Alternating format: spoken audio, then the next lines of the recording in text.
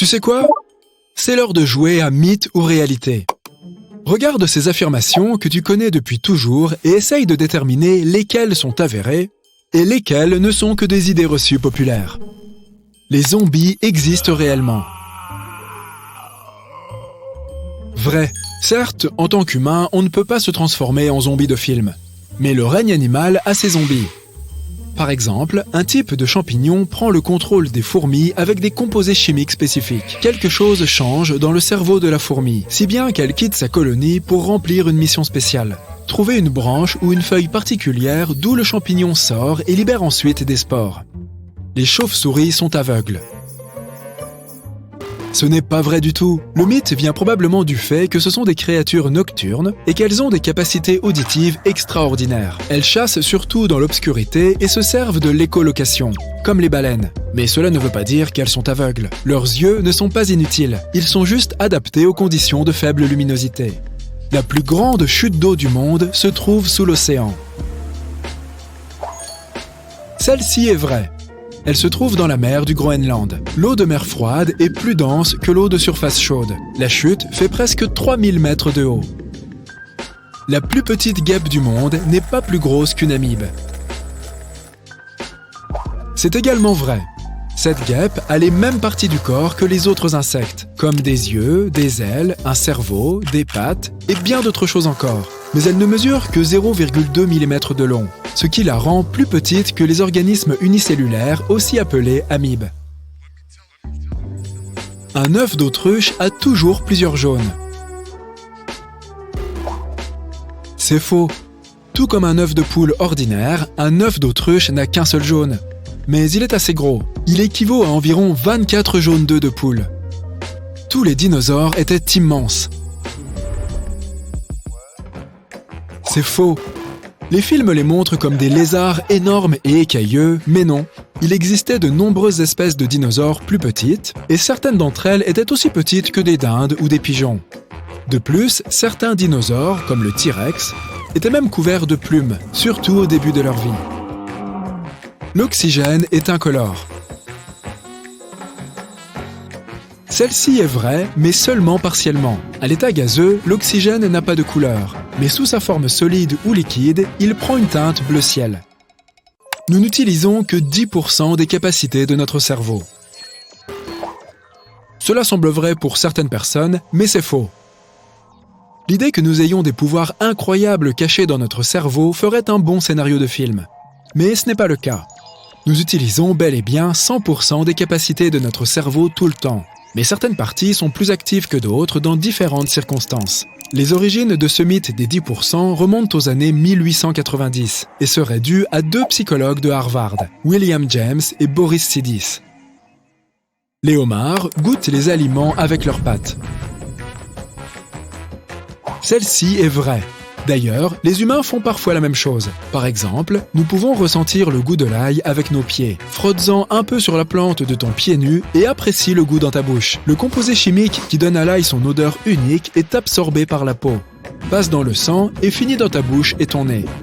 Heureusement, nous n'avons pas besoin de frotter tous nos aliments sous nos pieds pour les savourer. Nous descendons des singes. Non. Nous sommes tous des primates et avons un ancêtre commun avec certaines espèces comme les chimpanzés, mais il est très éloigné. L'évolution fonctionne de manière plus complexe que ça.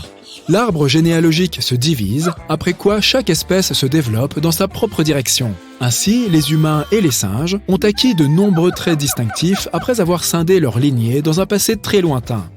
Alors se peut-il que les Néandertaliens soient nos ancêtres? C'est encore un mythe. Même s'ils ont vécu en même temps que les humains modernes à un moment donné, ils ont surtout peuplé des régions différentes de notre planète. Ainsi, ils ne sont pas seulement une étape du développement humain, mais une lignée différente. Ils étaient aussi assez créatifs. Ils utilisaient le feu, fabriquaient des outils, mangeaient des plantes médicinales, se lavaient les dents et faisaient beaucoup d'autres choses similaires à notre espèce. Les Néandertaliens se sont probablement éteints à cause des changements climatiques. Le soleil est jaune. C'est faux. C'est une illusion créée par l'atmosphère de la Terre. La vraie couleur du soleil est le blanc. En fait, tout dépend de la température. Plus l'étoile est froide, plus elle est foncée. Ainsi, les étoiles les plus froides sont rouge foncé ou brunes. Puis, il y a des étoiles rouges plus chaudes. Si l'étoile a une température d'environ 10 000 Kelvin, elle est bleue. Le Soleil n'est pas l'étoile la plus chaude. Et avec une température de surface d'environ 6 000 Kelvin, elle est blanche. Les trous noirs sont vraiment des trous. C'est un mythe. Contrairement à ce que le nom semble indiquer, ils ne sont pas vides. Ce sont des objets très denses avec une attraction gravitationnelle extrêmement forte. Si tu t'aventures dans un désert, tu auras probablement besoin de prendre un parapluie. Vrai. C'est une idée reçue très répandue que de croire qu'il ne pleut jamais dans les déserts. Par exemple, le désert de Sonora en Arizona est probablement l'un des déserts les plus humides de la Terre, avec jusqu'à 500 mm de précipitations par an. Les chiens ne peuvent distinguer que le noir et le blanc. C'est un mythe. Bien sûr, ton chien ne fera probablement pas la différence entre le marron et le violet. Mais les chiens distinguent plusieurs couleurs, notamment le bleu et le jaune.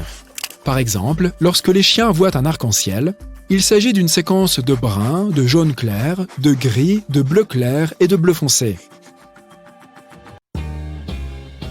Il y a toujours deux côtés pour chaque histoire. Tout comme pour un disque de coton classique. Deux textures différentes pour être plus précis. L'une est lisse et tu es censé l'utiliser pour les zones plus sensibles de ton visage, par exemple les yeux. Le côté plus rugueux peut t'aider à démaquiller et à nettoyer ton visage dans des zones moins sensibles, comme le front. Si tu aimes avoir des plantes dans ta maison, tu as probablement remarqué que les pots de fleurs ont des trous au fond. Ces trous sont la raison qui fait que tes amis végétaux mènent une vie heureuse. Ils sont extrêmement importants pour l'évacuation de l'eau. Grâce à ces trous, tu éviteras les accumulations d'eau stagnante qui peuvent éventuellement nuire à ta plante. De plus, grâce aux trous, les racines peuvent se développer et s'étendre au-delà des limites de ton pot. As-tu remarqué que les lunettes de soleil d'aviateurs ont souvent des verres verts ? Cela a quelque chose à voir avec leur origine. Elles sont apparues dans les années 30. Avant cela, les pilotes avaient des lunettes de protection pour se protéger les yeux lorsqu'ils étaient en vol. Les hautes altitudes, le soleil éblouissant et les températures négatives étaient une véritable épreuve pour leurs yeux. Les lunettes les ont aidés à résoudre ces problèmes, mais il y en avait un autre. Comme les différences de température entre l'air extérieur et l'air intérieur des lunettes étaient importantes, les lentilles s'embuaient et obscurcissaient la vue des pilotes. La société Bausch & Lomb a donc conçu des lentilles en forme de gouttes d'eau entourées d'une monture en métal léger. Les lentilles étaient vert foncé, car cette teinte élimine la lumière bleue, qui est également un problème pour les pilotes lorsqu'ils volent au-dessus de la ligne des nuages. De plus, les verres verts réduisent les reflets et améliorent le contraste et la netteté. Oh, il y a des trous sur le côté de tes baskets Converse ? Sont-ils vraiment nécessaires ? Eh bien, ils permettent à l'air de pénétrer dans ta chaussure pour que tes pieds restent au frais. Tu peux aussi les utiliser pour donner du style à tes baskets et les attacher de différentes manières. Il y a deux raisons pour lesquelles les bouteilles en plastique ont des stries. Premièrement, si tu bois de l'eau et qu'il fait chaud dehors, tu verras qu'il y a beaucoup de condensation sur ta bouteille. Ou alors si tu fais du sport ou de la musculation. Tes mains sont moites et si la bouteille avait une surface lisse, il serait plus difficile de la saisir. Les stries sont donc là pour améliorer ta prise en main. La deuxième raison est que grâce à ces stries, les fabricants peuvent utiliser un plastique plus fin. Cela signifie qu'ils ont besoin de moins de matériaux dans la production totale. Et ce plastique reste suffisamment ferme pour que la bouteille conserve sa forme. Les porte-manteaux en bois ne sont pas seulement là pour être beaux. Comme ils sont fabriqués en bois de cèdre, ils apportent un parfum agréable à ton placard. De plus, ils repoussent les insectes.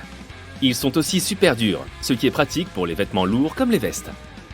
Et comme il est difficile de les abîmer, ils te serviront plus longtemps. Tu as peut-être remarqué qu'il y a un carré de couleur au bas de ton dentifrice. Ces blocs se présentent généralement en bleu, rouge, vert et noir. Ce sont des sortes de repères, car ils aident les machines de la chaîne de montage à reconnaître où et quand couper le dentifrice et sceller l'extrémité du tube. Certaines bottes ont des boucles sur le dessus et à l'arrière. Cela peut sembler être un effet de mode, n'est-ce pas ? Ou peut-être est-ce quelque chose que les fabricants ajoutent pour le plaisir. Mais ces boucles ont en fait leur utilité. Elles te permettent de tirer la chaussure lorsque tu essaies de l'enfiler. De plus, tu peux facilement les accrocher ou utiliser la boucle pour mieux maintenir les lacets. L'heure des confessions. Tu te souviens des accessoires fournis avec ton aspirateur? Tu les as aussi mis de côté et tu ne les as plus jamais utilisés? Ils sont en fait très utiles lorsque tu nettoies la maison, car tu peux les utiliser dans des zones particulières qui sont parfois difficiles à atteindre avec l'accessoire normal. Nous savons tous à quoi sert un économe. Mais en plus d'éplucher la peau des carottes ou des pommes de terre, tu peux aussi l'utiliser pour les oignons. C'est peut-être plus rapide que de le faire avec le couteau et ça t'épargnera quelques larmes. Certains pulls ont quelque chose d'assez particulier au niveau du cou. Une couture en forme de V, que tu peux voir au milieu du col. Cet élément, en forme de V, semblable aux bordures de l'ourlet et des manches, permettrait au propriétaire d'enfiler le vêtement plus facilement. Et celui-ci ne perdra même pas sa forme. La pièce en V est extensible, de sorte qu'une personne qui porte le pull peut faire passer sa tête par le col. Son but est aussi d'absorber la sueur. Dans ses premières versions, le pull-over avait un col à l'avant et à l'arrière. Avec le temps, ils ont perdu l'arrière.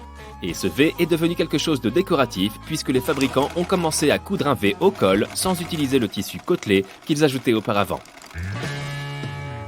Les carrés ou les cercles de couleurs brillantes que tu vois sur les emballages des aliments ne sont pas une indication des vitamines, des minéraux ou de certains arômes qu'ils contiennent. Et non, il ne s'agit pas d'un code secret que les consommateurs sont censés déchiffrer. C'est en fait pour les ingénieurs en imprimerie. On les appelle les repères d'alignement. Pendant le processus d'impression de l'emballage alimentaire, les fabricants utilisent ces blocs de couleurs pour vérifier si l'encre d'impression est correcte. Ils comparent la couleur des blocs qu'ils impriment pour assurer à la marque pour laquelle ils travaillent une qualité constante et reconnaissable dans le monde entier. Il y a des choses au sujet de ton corps dont tu penses être absolument certain, n'est-ce pas? Peux-tu deviner ce qui est un mythe ou une réalité? 1 point pour chaque bonne réponse. Fais-moi part de ton score dans les commentaires. Les œufs bruns sont plus nutritifs que les œufs blancs. Mythe ou réalité? Mythe. Il n'existe aucune différence qui affirme que les œufs bruns soient plus sains que les œufs blancs. La seule différence est la couleur de la coquille de l'œuf. Celle-ci n'a aucune incidence sur sa nutrition ou sa qualité. Cela dépend du type de poule. Les poules dont le lobe de l'oreille est blanc ont tendance à avoir des œufs blancs. As-tu déjà entendu dire qu'une grande partie de la poussière de ta maison est en fait de la peau morte? Pas terrible, je sais. Penses-tu que c'est un mythe ou une réalité? C'est un mythe. Tu ne balayes pas seulement des pellicules de peau sur le sol. Il existe de nombreux autres composants qui font la poussière de ta maison. Les fibres, les cheveux, les matériaux de construction, les moisissures, le pollen, les morceaux d'insectes et les cendres en font partie, selon une étude conduite sur des maisons canadiennes. Cela est logique, car une maison située près d'une autoroute très fréquentée ou dans une zone de rénovation est plus poussiéreuse qu'une maison située au milieu d'une forêt. La peau est notre plus grand organe. Est-ce un fait ou un mythe? C'est une réalité. On pourrait croire un instant que l'intestin est assez gros quand on le déplie. Mais non. C'est la peau qui gagne le concours. Un adulte porte environ 3,5 kg, soit 2 mètres carrés de peau. On ne peut pas s'imaginer sans peau. Elle n'est pas seulement là pour recouvrir notre corps, elle joue également un rôle essentiel dans notre protection. On ne peut pas respirer et avaler en même temps. Mythe ou réalité? Réalité. Peut-être que tu connaissais déjà la réponse, mais tu as quand même essayé après avoir lu ceci. Alors constate-le donc par toi-même. Dans ta gorge, il y a 2 passages importants pour ta survie. Je te mets de côté les noms médicaux sophistiqués et je les appellerai voies respiratoires et tubes alimentaires. Ils empêchent la respiration et la déglutition simultanée. Sinon, la nourriture pénétrerait dans les voies respiratoires et provoquerait de graves complications. Cela ne se passe pas toujours comme prévu. C'est pourquoi parfois on finit par tousser et empêcher le morceau de nourriture d'atteindre nos poumons. En plus de posséder des empreintes digitales uniques, les humains ont également des empreintes de langue uniques. Est-ce un mythe ou une réalité? Réalité. La langue humaine est assez incroyable au niveau de toutes les caractéristiques qui nous permettent de goûter les aliments. Elle est également unique par sa texture. Les gens utilisent des systèmes biométriques comme les empreintes digitales, les scans vocaux et les scans de l'iris pour s'authentifier. Ils jouent un rôle important dans les phases d'identification et de vérification. L'empreinte de la langue est tout aussi unique. Il est donc très difficile de la copier. Elle pourrait également être utilisée comme un outil pour les systèmes biométriques. Et si les gens commençaient à utiliser ce système dans leur vie quotidienne pour des raisons de sécurité, imagine que tu puisses verrouiller un coffre-fort ou ton téléphone avec l'empreinte de ta langue. Un adulte passe 3 heures par semaine au cabinet. Penses-tu que c'est une réalité ou un mythe? C'est une réalité. Un sondage réalisé par des scientifiques révèle qu'un adulte moyen passe 3 heures et 9 minutes sur le trône chaque semaine. C'est plus que le temps passé à faire de l'exercice. Prends ton temps, pas besoin de se précipiter. Tu avales 8 araignées par an pendant ton sommeil, mythe ou réalité? N'y crois pas une seconde. Heureusement pour nous, et pour les araignées bien sûr, ce n'est pas vrai. N'aie donc crainte et passe une bonne nuit de sommeil. La plupart des araignées ne s'approchent pas volontairement des humains. De plus, les vibrations qui proviennent d'une personne endormie peuvent être étranges pour elle. Ou peut-être que l'araignée est simplement accoutumée à ton voisinage. Elle pense que vous êtes simplement des locataires qui partageaient une chambre. Tant qu'il n'y a pas de preuves tangibles, j'appelle ça un mythe. Ton fémur peut résister à des milliers de kilos de pression. Penses-tu que c'est un mythe ou une réalité? Oui, c'est une réalité. Le fémur est situé sur la partie supérieure de la jambe. Les experts affirment que cet os est difficile à briser. C'est l'un des 2 os les plus solides de notre anatomie. Le premier est l'os temporal du crâne. Des fois que tu te poses la question. Quoi qu'il en soit, un os solide peut supporter 30 fois plus que le poids de ton corps. C'est peut-être parce que le fémur est l'os le plus long et le plus grand du corps humain. Penses-tu que le fait de se raser les poils les fait repousser plus épais? Mythe ou réalité? Regarde comment je démolis ce mythe. Les experts affirment que le rasage n'affecte pas l'épaisseur du poil. La tête du poil n'a pas été enlevée, donc la racine est toujours là. Tu rases uniquement la partie supérieure. Après un rasage, le poil pousse de manière obtuse, car il vient d'être coupé. C'est pourquoi tu peux avoir l'impression qu'il devient plus épais. Tu viens de t'asseoir pour manger dans ton restaurant préféré. Le serveur vient prendre ta commande de boisson. Tu as eu une envie de soda toute la journée. Alors, tu commandes un Coca. Le serveur a l'air vraiment désolé, mais il dit « Nous n'avons que du Pepsi ». Peux-tu compter le nombre de fois où cela t'est arrivé? Même lorsque tu voyages à l'étranger, c'est soit du Coca, soit du Pepsi, et tu finis par devoir choisir ton camp. Creusons un peu cette rivalité. L'un des deux est-il objectivement meilleur que l'autre? Premier critère, la variété. Les 2 boissons sont plutôt bonnes dans ce domaine. Tu peux facilement choisir entre un Coca Light, un Coca Zero ou même un Coca Cherry. Avec Pepsi, tu peux commander des saveurs aussi originales que citron, citron vert, caramel et même certaines saveurs épicées. Le critère suivant est le goût. C'est quelque chose de très personnel, si bien qu'il n'y a pas de vérité absolue. Mais chacun a son préféré. La recette du Coca-Cola est un secret jalousement gardé depuis 1891, lorsque John Pemberton, l'inventeur de la boisson, a vendu sa recette. Elle a ensuite été modifiée par l'acheteur Asa Candler, et c'est toujours la recette que nous connaissons et aimons aujourd'hui. Le goût sucré de Pepsi, quant à lui, a été mis au point par Caleb Bradham. Quelque temps plus tard, Charles Goose a racheté l'entreprise en faillite de Bradham. Cet homme possédait aussi une entreprise de bonbons appelée Loft. Cela peut-il expliquer pourquoi la recette de Pepsi est plus sucrée que celle du Coca-Cola? Qu'en disent les papys? Plutôt Coca ou Pepsi? Maintenant, tu viens de te réveiller. Tu as commandé une pizza la veille et tu es prêt à en dévorer les restes pour ton petit déjeuner. Tu ouvres le frigo et oh! Tu es confronté à un choix difficile. Pizza froide ou pâte froide? Pourquoi ces 2 plats ont-ils encore si bon goût lorsqu'ils sont froids? C'est une question de composition chimique. Selon les experts en pâtes, les spaghettis ont encore meilleur goût le lendemain grâce à un élément appelé amidon. On le trouve principalement dans les céréales et les pommes de terre. Pour faire simple, les ingrédients de ces plats ont plus de temps pour se mélanger lorsqu'ils passent la nuit dans le frigo. L'amidon absorbe la graisse, la sauce et l'assaisonnement pendant la nuit. Il aspire tout le goût et rend la saveur beaucoup plus riche. Cela vaut aussi bien pour la pizza que pour les pâtes. Ce n'est donc pas un hasard si certaines personnes commandent souvent ce type d'aliment juste pour avoir des restes à apprécier le lendemain matin. Toujours sur le thème de la pizza, réglons la question de l'ananas sur la pizza une bonne fois pour toutes. Il est vrai que c'est une ligne rouge que beaucoup d'entre nous se refusent à franchir. D'un côté, certains affirment que les baies n'ont pas leur place sur une pizza. Attends, quoi? Eh oui, au cas où tu ne le saurais pas, les ananas sont bien des baies. Ou plus précisément, un groupe de baies qui ont fusionné ensemble. De l'autre côté, il y a les inconditionnels de la pizza hawaïenne. Ceux-là essayeront de te convaincre que l'ananas est délicieux lorsqu'il est mélangé à de la sauce tomate. Il est censé ajouter de la douceur et de la fraîcheur pour contrebalancer le piquant de la sauce. Qu'as-tu à dire à ce sujet? Es-tu pour ou contre? Au fait, tu as déjà essayé l'ananas dans un hamburger?